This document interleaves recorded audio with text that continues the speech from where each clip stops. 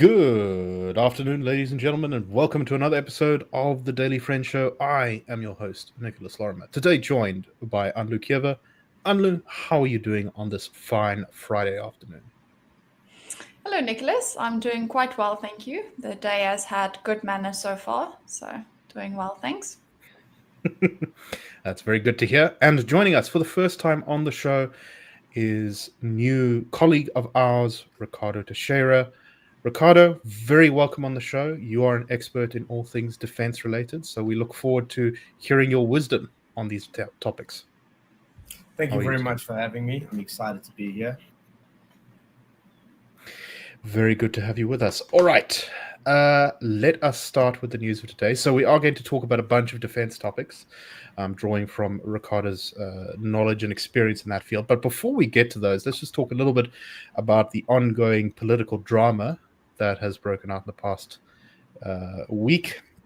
So we talked earlier this week in the show about how President Ramaphosa, in a session in Soweto where he, as far as I can tell, basically just shouted at all the ANC councillors for not performing well enough, decided that he was going to praise the DA, specifically with regards to the fact that DA municipalities tend to get most of the clean audits.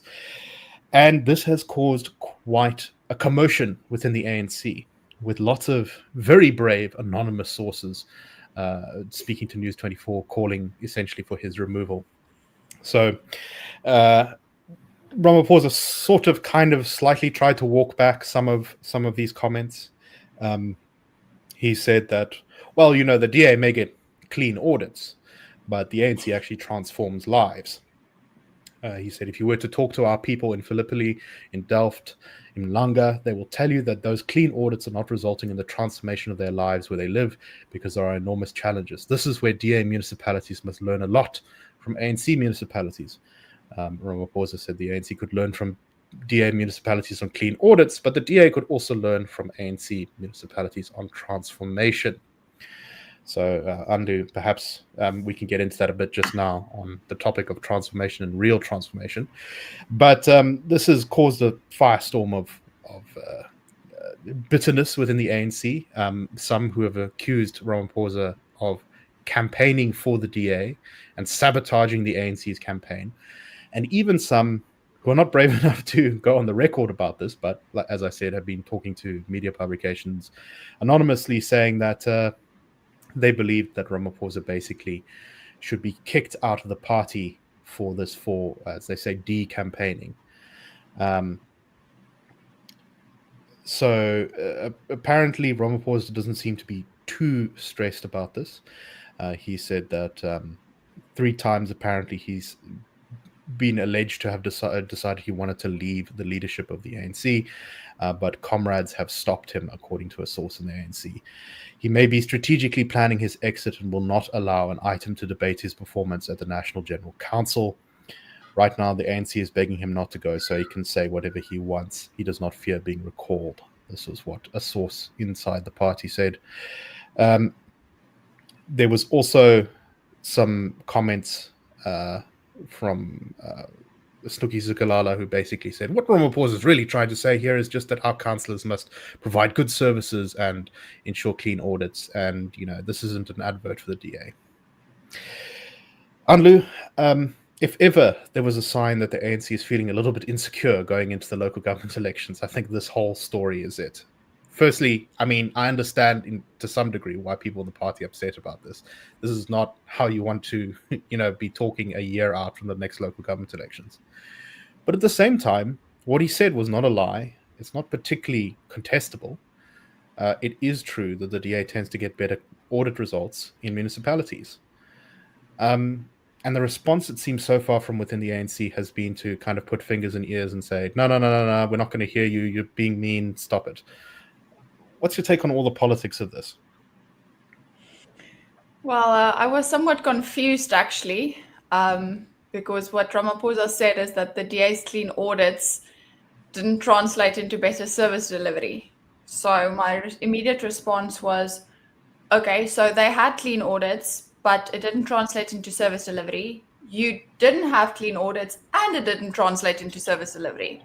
well done. So like kind of two negatives in this situation really does not translate into a positive. And I don't think his message got lost in translation, which was one of the excuses that he used. I think he very clearly, when I went back and listened to it, said that we can't always stay at the bottom. And that's quite clear in very direct terms that their municipalities are not performing. And he's backtracking and saying that the DA should learn from them. What the DA can learn from them is their transformation. Which, yeah, well, I agree with him in some sense, but only if he means fake transformation. And this is the clearest indication for me, well, in my opinion, of where the ANC's priorities lie. Because what he's saying is that from a compliance point of view, that the DA municipalities are compliant, but from a transformation point of view, the ANC municipalities are compliant, which really just indicates that they don't care about the constitutional mandate that the municipalities and the public service has, which is to, well, be meritocratic and that they should be operated professionally. And these municipalities just care about transformation at the end of the day. They don't. So when it comes to spending the money properly on the poor and on government services, accounting for it all, the DA is good at that. But when it comes to racial bean counting, we're really good at that. That's essentially what he's saying, which is just, as you say, so sort of twisted. Yeah, no, exactly. They care about ticking those boxes. They don't actually care about the service delivery. And this is where I disagree with him, is that there's no difference between compliance and service delivery. These two concepts are so interconnected that you rarely have a situation where you have the one and not the other. If you look, for example, at the unemployment figures, the Western Cape has the lowest unemployment rate. It's at like 19.6 or something. So if you take 10 people out of Langa, let's say you have 2 of them that's given up on looking for a job. But if you take 10 people out of the Northwestern province, which has like 52, 53% unemployment, then you have 5 people who's given up on looking for a job.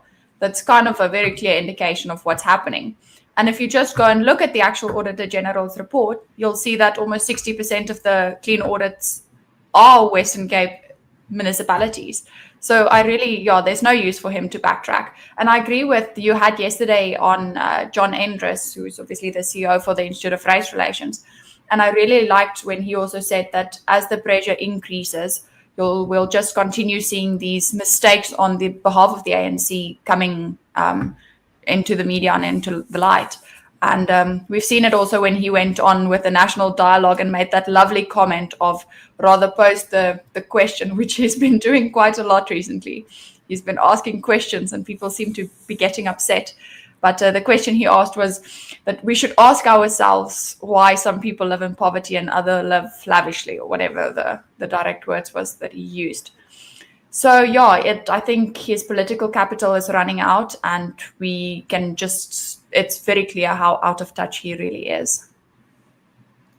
So, Ricardo, when I initially talked about this story earlier in the week, I kind of made fun of Ramaphosa for the way he sort of framed this. When he talked about ensuring accountability from politicians, and when he was putting pressure on the councillors to do their jobs properly and make sure that the municipalities are working and such, he was almost talking like some kind of outside commentator who doesn't have the power to actually affect anything. And perhaps the reason why he was doing that is because even this relatively mild criticism, which is that the DA gets more clean audits, has provoked calls within his own party to basically have him thrown out, which suggests perhaps that the ANC is, shall we say, resistant to any kind of change, even from their leader, who is still their best electoral asset, even though he is a depreciated asset from back in 2019. What's your take on this whole story? I found it very interesting, and I like what Anlu said about, he's been asking a lot of questions, because what I got from that engagement was someone who's in charge of the country, but his job is not to run municipalities. His job is to lead. And he was sitting in a room with roughly 4,000 councillors and saying, hey guys, why is it when we look at the best run municipalities, they're all DA municipalities? He was putting a rhetorical question to the room. And very much like what Gwede said, which, man, I wish I could frame a clip and just walk past it and watch it every day, where he said, we've got a lot of singing councillors, but capacity dololo. Like, he said openly, none of you here can tell me I'm wrong. And none of you here can say you're doing your job, because none of your municipalities are those best run municipalities. They're all DA1. So maybe we need to see what they're doing and have a good hard look in the mirror and say, what are we trying to do here? That the ANC has been in charge now for 31 years. And I've always said the end of a revolution is worst for the revolutionary. And that they're always still tied to that identity. But it's now been 31 years and they still don't see themselves as, we're the country, the party's been running the country for 31 years. They still see themselves as we ended the apartheid. Okay, you did. And that was wonderful. And it was one of the best things that happened in human history. But it's now 31 years later. What else have you done? No, exactly. And even when the ANC does sort of bring up its legitimate successes that it did have in government, rolling out X many number of houses, in creating the social security net, expanding access to electricity and water, almost all of those achievements, in fact, I think probably every single one, is sort of front-loaded in that period between 94 and about kind of 2003-ish. It's about 2004, yeah, or it's about then. Yeah, and then we had from sort of 2004 to 2007, we had the years of pretty good economic growth. We kind of were reaching around 5%, partly driven by commodity prices, but also because the ANC policy wasn't quite as toxic. And, it's this kind of, living on the fumes of faded glory. And every year, it's like someone who is an alcoholic or a drunk at a bar, who used to be a sort of star athlete. And they keep telling you about the glory days. And every time you're like, okay, dude, but what are you doing this weekend? And he's like, let me tell you, in 1986, I ran the fastest lap at this time. And you say, okay, that's great. But what are you doing this weekend? And the ANC doesn't seem to have any answer to that question. And even when they start looking around and at others who are perhaps, achieving some things in this case, the clean audits, the sort of response is, how dare you talk up the opposition? You're a traitor. Anlu, If I can think of a perfect analogy, the ANC is very much like Steven Seagal, where in the 90s they were the darling, everybody was obsessed with them. But now you look back and you go, well, all they've really done is mess up since then. And they've got all these allegations against them, and there's a lot of problems. And now they're also weirdly obsessed with Russia all of a sudden. It's yeah, it's a bit similar. It's actually remarkably similar. It's shockingly similar. And there's a lot of, when you look at Steven Seagal as well, we see a lot of bellies on those councillors, man. A lot of people that look comfortable in things.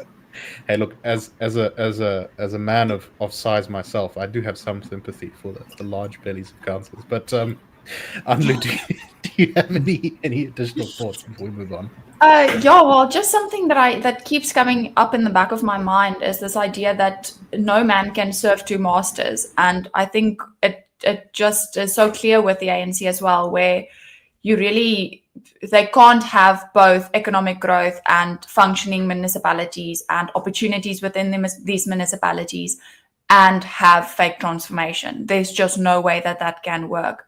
And as long as they think it can work, we'll sit in exactly the same position we are, which is one where things like ghost employees, which has been in the news, is not surprising at all. Yeah, we're definitely going to talk about that. There's research being done by the Treasury, so this is not some outside opposition group suggesting that government may be spending annually at least just under 4 billion rand on employees who do not exist, which is an absolutely crazy number. But anyway, we'll get to that, I think, next week, because that is not going to be going away anytime soon. Okay, let us move on to talking a little bit about South Africa's defense. And yeah, it's been an eventful period in South Africa's defense history. The number of scandals, the number of disasters have been sort of piling up, and it kind of seems like the system is really creaking at the moment. But a sign of this is that South Africa's Department of Defense ordered or signed a contract with Denel, which is this South African defense manufacturing military technology company. They signed a contract with them in 2007, paying 7.7 billion rand to get new Badger infantry fighting vehicles to replace the old Rattles. These have still not been delivered, which, Ricardo, we were talking before the show, and you said, this is dating from when you were still quite young to today. I was in grade 4. I was 9 years old, and I am now 28. I'm married, and I'm sitting here, and not a single vehicle has been delivered.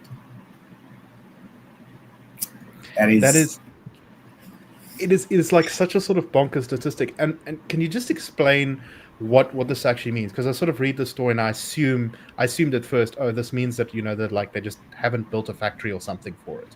But it's actually worse than that, isn't it? You were explaining the details of this to me before the show. So Project Hoof Eystad was initiated in the early 2000s, but it was kind of announced, and the tendering process was around 2007. But the project itself goes back to late 90s, early 2000s, where they decided, the Rattles infantry fighter vehicles, they were designed and built in the mid-70s for the border war.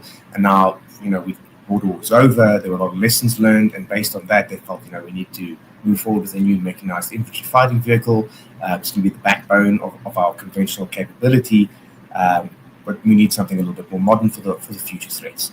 And that therein already is one of the problems, because when we were looking at the threats when you look at the threats that South Africa was facing at around that time, there was no conventional threat, but there was a larger regional instability and insurgency threat. So a lot of planners argue that they should never have started with the infantry fighter vehicles as the replacement. They should have started with the logistical vehicles. There were other projects then called Vistula and Sapula, which were supposed to replace the Mamba and Casper fleet. Note those are also still in service, dating back to the early 70s and early 80s. And then also the logistics truck. And those three would have been a common chassis. And then after that, they would have gone on to conventional. But for some reason, they decided we're going to start on conventional, the most complicated, the most expensive. And we're going to start, and initially they decided, we're not going to replace the entire fleet of 1,100 Rattles. We're going to partially replace it with about 3 battalions worth, so 264 vehicles. And the process went on, and they selected the design that was being put forward by what is now called ADGM. At the time was LMT Engineering, which was in partnership with a Finnish company called Patria for the AMD, which then became the Badger. But how the project was set up was that there were certain deliverables and timelines where, when certain criteria was met, such as the drivetrains have been done, you assemble them, you can now get the next part of the funding to allocate for gearboxes, and then as soon as that is done and you've assembled those, you get the next part for the wheels, the hull, the turret, and so forth. But to date, a lot of those deliverables were signed off on in order for them to then order the next the next supplier parts to assemble. But at no point did they start assembling, and even to date, they have not finalized the base design, or what you call the base development of the vehicle. So basically the whole of the vehicle and all of its components, such as the engine, the gearbox, the drivetrain, the fire control system, the fire suppression system, the aircon, the radios, all of that production baseline variant has still not been completed. And what they've got is enough parts sitting in a storage warehouse at the Nel Land Systems to maybe assemble 100 or 120 vehicles, depending on what you've got. But again, not a single vehicle has been assembled. They've got 26 hulls, I believe, where they've built the hull, never put on the turret, and they're kind of sitting there, and then they have the stockpile of parts and just not much else to show for it. And they've spent 7.7 billion rand. That's an impressive amount of bad spending in order to get a bunch of parts in a warehouse. I mean, this is clearly sort of a management failure above everything else. But, it does also kind of strike me that this is still attempting to fulfill a contract, as you said, back in 2007. Isn't this, this is essentially a modernization program, right? Isn't it kind of already out of date? So kind of what was supposed to happen after the arms deal, there was a decision made that in the 90s, when they went upon the arms deal, that the army is in the best state out of the three branches because it has the most modern equipment at the time, because the rifles came in the early 80s, the Roy Cuts came in the early 90s, the Oryxes came in. That, okay, we're not going to focus on the army here, we're going to go Air Force and Navy, and as soon as those projects are done, there's going to be a series of projects initiated to then commence with the army, and that's where Who Faced It came in. At that point, the frigates were coming into service, the new submarines, the Gripens, the A109 helicopters from Leonardo, and then we were going to start with the army. So it was part of that process, of which is supposed to be a gradual modernization, a constant cycle of improvement, instead of what we've ended up with, which has been about 20 years of stagnation. And that, and this was the arms deal and sort of all the associated drama that came with it was part of all this, which we can discuss in the next episode. Yeah, well, I think many people much older than us have spent entire careers discussing the disaster that was the arms deal. But it does strike me. I mean, right now we're seeing all over the world just these incredible, rapid advancements being driven by technology and in war fighting. And so it seems like even if all of these projects were completed on time, we'd have to sort of almost go through another round of modernization. Yes. Next time we're going to be facing, let's say we're facing insurgents in southern Mozambique linked to ISIS who are using drones to attack our infantry fighting vehicles.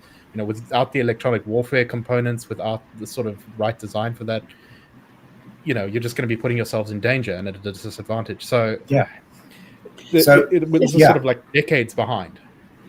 And that is part of the problem now, because the army for the last 10 years, since the 2015 Defense Review, has been talking about arresting the decline. And it's at a point where, okay, this conversation needs to stop, because you're not going to arrest it. You need to leapfrog ahead. And instead of trying to complete and finish projects that are almost 20 years old, that are already outdated, and maybe you don't need them anymore, perhaps it's time to put the final nail in the coffin, take funding, and try and look ahead and be like, okay, we didn't need these for the last 20 years. Are we going to need them for the next 20 years? No, likely not. So perhaps it's time to look at something else, like, say, replacing our helicopter fleet, or a new fleet of light tactical vehicles that are easily deployable. I get so sorry, Nicholas. I just want to say, I get so upset when we constantly, across the entire government, we hear these like arresting the decline, or they want to build capacity in the future. But it's just stagnation all across. And the part that upsets me most is the idea that they keep on saying South Africans are resilient. Through all of this, we're supposed to be resilient. And yes, we are. But I mean, why do we have to be resilient? Why can we not be actually a force to reckon with? Why do we need to be resilient? Why do we need to just deal with it as it is? Very upsetting. Yeah. Fynbos cactuses, these are resilient plants. They're also generally not considered lush, healthy, beautiful things that you put on at a flower show. You don't want to be a cactus. Yeah. You want to be like some kind of beautiful orchid or something, or some sort of great tropical plant that grows massively and is filled with life. Anlu, Denel's, of course, another state-owned enterprise. And this is just another addition to the long list of state-owned enterprises that have not succeeded. And, unfortunately, we know the reasons in so many cases: politicization, BE, corruption, mismanagement, the breakdown of meritocracy, misallocation of funds. Any thoughts on that? Yeah, well, perhaps just as a point to your cactus analogy that you just provided, I mentioned this a couple episodes ago when I was on, and this is your point, Ricardo, which is that Pretoria is like, we don't have at our advantage that we can use spectacle as a tool. I think you said as a tool for statecraft, which I thought was a very, very good point. And yeah, if we look, Nicholas, as you mentioned, at the actual state of these defense, the entire Defense Department, we have, for example, the Auditor General, which has on many occasions said that there's serious flaws in the financial management of the Department of Defense. If we look at something like the Navy's actual recorded hours that they've spent on the sea, I think it's something absurd. Like, Ricardo, maybe you'll know better, but if I'm correct, it's something like at least 6 or 7-fold less. So the Then targeted goal was dropped from 20,000 a few years ago down to 12,000 and then 10,000. We are struggling now to even hit 3,000. And just for comparison's sake, on the Air Force as well, the Air Force is barely hitting 2,000 flight hours. Earlier this week, a high-ranking general in Brazil's Air Force testified to their parliament because their target is about 100, I believe it's 120,000 hours a year, and they're only hitting 80,000 now, and he's sounding the alarm about it to Parliament. We can't even hit 2,000. We're sitting at a point where our Air Force inventory, on a good day, which is not once a month, it's maybe once a quarter, on a good day, we've got 8% aircraft availability. In the month of July, I believe there's 56 PC-7 trainer aircraft. I might be incorrect on that number, but there's around about that amount of turboprop trainer aircraft. In the month of July, not one flew. Like, not a single one. Bonkers stuff. So let's pick. Go ahead, Anlu. There's quite, like, for a pilot, never mind a fighter pilot or somebody who's actually in the defense, a pilot. You need hours. You need hours just to learn. actually get a license. Exactly. What are you guys talking about? It's not like it's very complicated. Anyone can fly a No. plane, especially a fighter It's jet. not like riding a bike. It's like riding a tricycle, apparently. Oh, sorry, it's like riding a unicycle. You know, there's balance. I mean, Learn it in an afternoon. If we talk about helicopters, right now the Ratel fleet, the Royfalk fleet, they, you know, everybody, I don't know where this comes from, but people think that there are dozens of Royfalk. There were 12. The fleet was reduced to 11. At the current moment, there are 4 that can take off. And I use the word take off very loosely. But there is not a single person in 16 Squadron that is current on that aircraft because they haven't been able to fly them consistently to maintain their currency. Not even the officer commanding. And when I received a photo recently from a member of the unit, and when I asked him, like, hey man, you know, these are serviceable, can they take off? And he said, yes. I said, okay. Does the GPS work? And he said, yes. I said, does the radio work? And he said, sometimes. And I said, okay. Does the targeting system and the avionics, are they reliable? And he said, you're asking a very difficult question there. So that just comes to the nature of it, is that most of what we've got, because these projects have been delayed, and I like what Andre said in the comments, is about supply chain. The logistics of the Air Force has been completely eroded to the point where they can't sustain anything. Yeah, no, exactly. And one of the first lessons I think you learn when you're learning about anything to do with militaries is how key logistics are. Yeah. You can have all the shiny tanks and equipment and parades and everything you want, but if you can't supply food, medical equipment, ammunition to the people who need it, it's all just for show. But let's jump onto our next topic here. Ricardo, you were just attending an event with the South African National Defence Union. We're raising some issues connected to the deployment in the DRC, which, as we know, ended in disaster with our soldiers essentially being taken prisoner by the Rwandan-backed M23 rebels. One of the reasons for that is presumably because they didn't have support from those Royfalk attack helicopters, which you said are sort of not working, kind of a bit working, some of them, but not properly working. Sometimes. Yeah, some bits are working, but not enough to actually deploy them, it seems. What did you learn at this press conference? So the main grievance that is occurring right now between the troops, there's a couple of them. There's a grievance about the leadership, the grievance that there was a failure in planning and in assessing what capabilities were needed, because the government seems to be saying, mission accomplished, we achieved peace, it was a great peacekeeping mission. But it really wasn't a peacekeeping mission. It was a peace enforcement mission, which had an offensive mandate. And the soldiers are saying, hey, you sent us out there to go fight a war, and you didn't equip us properly. You didn't plan accordingly. And you're also now not paying us correctly.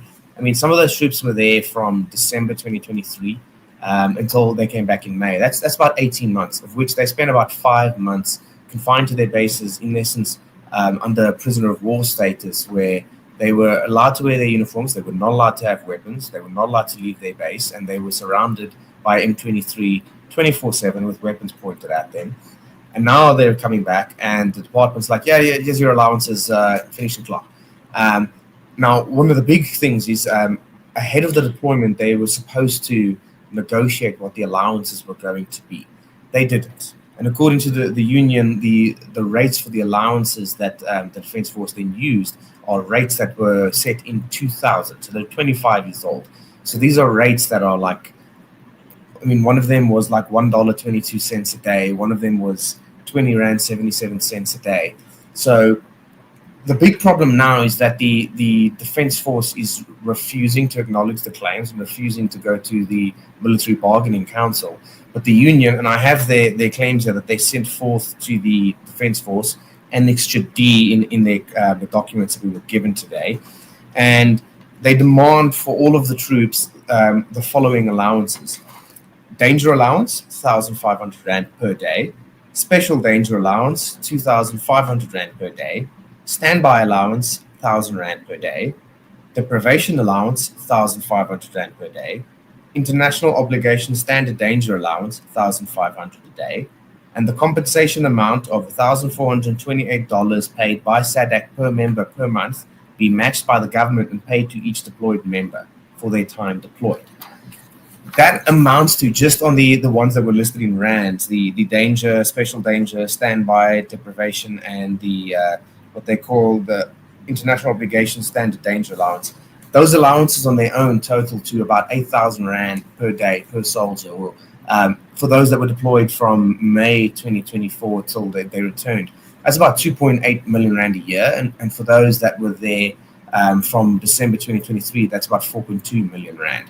Now, this is just their starting point for the negotiation, because the Defence Force isn't just open to negotiating and isn't coming to the table. But the soldiers basically feel, you sent us out there, you hung us out to dry, and now you're giving us cents on the dollar and telling us to shut up and be happy with it. And what they're openly saying is that, hey, this is not fair. This is not according to proper procedure. This is not according to the standards at which they're supposed to be compensated in comparison to what the other troops from Tanzania and Malawi were compensated.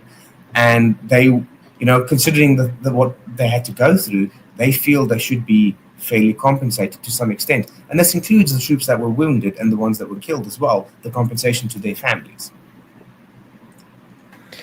So, I mean, Anlu, this is just kind of, I think, for me, underlines some of the meritocracy stuff once again. You can quibble, you can say, oh, well, the union's demanding too much here, they're kind of pushing it on some of these issues, are those rates really fair, whatever. But I think that's kind of, for me, besides the point. What the point is here is that this is reflecting a very genuine outrage, which is, as Ricardo said, that, these soldiers were hung out to dry and they want something back for it. And they know they're going to have to fight for it because, unfortunately, our armed forces have been, as have so many of our government departments, been turned into institutions where political allegiance is the most important thing to get ahead. You need to be a good cadre of the movement, and people who are committed, people who perform their jobs, people who are go through difficult things. Not so important experience. We don't really care about that. It's if you treat your employees badly, is it any wonder that you have difficulty attracting talent? And this is obviously worse in the Defence Force because you're getting shot at. But across all spheres of government, we see this where who aspires to go and be a civil servant unless you probably don't have that many other options? You probably want to be in the private sector because there's, even though the pay might not necessarily initially be as much, the environment's probably going to be better. If you're a high performer, you can actually get promoted based on that, not based on who you know. There's no risk of a random mortar landing in front of you and blowing your legs off. Yes, that too.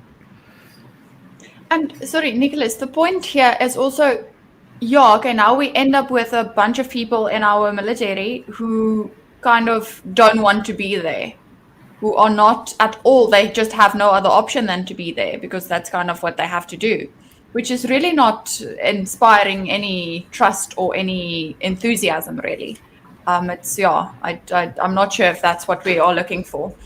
Something that caught my attention too, and perhaps you'd be able to, there might be something that I'm misunderstanding, Ricardo, but So the SANDF soldiers who were deployed received something like 34,000 Rand, but there was actually a lot more allocated to them. Is that something that, can we point the finger to actual accountability and actual transparency issues here? Right. Or There is a big problem in terms of accounting and accountability in the Defence Force, because the Defence Force says, yes, we've paid you guys, but they said, okay, this was not an agreed upon amount. At no point have we negotiated. But again, the military is refusing any sort of transparency as to how they decided on the allowances and how they were paid. Because again, there's this amount here of 1,428. Yeah, there's an amount of $1,428. Exactly. They should have done this beforehand, not yes, and they're required to by procedure. Yeah, according to procedure, this was something that was supposed to be agreed upon by the bargaining council before the deployment. That didn't happen. But this is an amount of $1,428 paid by SADC, which is supposed to be matched by the government per soldier per month. Now, from that, some supposed to cover your rations, your ammunition, equipment, and all of that. But what's left over is supposed to then be paid to the soldier. We don't know where any of that money went, and SANDF is not open to any sort of transparency to say, okay, yes, that amount we were supposed to match with has gone here. That is not happening. And there is a claim going around amongst soldiers on some of their pay slips, their IRP5s, that shows a taxable allowance of about 108,000 Rand a month. Now, they don't know what that amount is for, and it would be very easy for SANDF to come forward and say, okay, this amount is for this. But SANDF has refused to just openly say, okay, this line item is this. There is just no transparency whatsoever, full stonewalling. And this has driven the union to the point where they've had to come forward and do a press statement and put all these documents, all the annexures for the disagreements, put it forward, including the MOU, which isn't signed, and say, hey, meet us halfway, because the Defence Force is just refusing to do so.